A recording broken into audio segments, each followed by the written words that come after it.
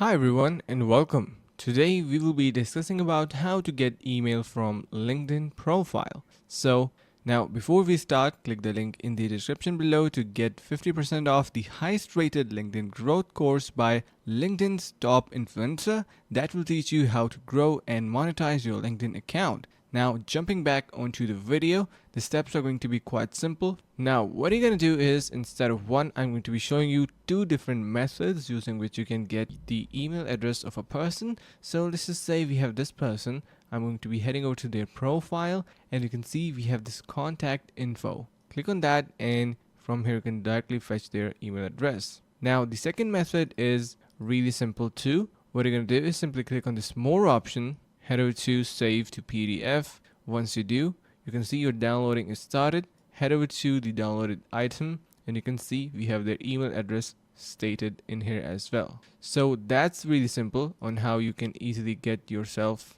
the email address out of a LinkedIn profile. And before we get to the end, do not forget to get 50% discount to start growing your LinkedIn account by clicking the link in the description below. So that is it for this video. Make sure to subscribe to our channel, like the video and share with your friends. Thank you for watching and see you guys around in the next video.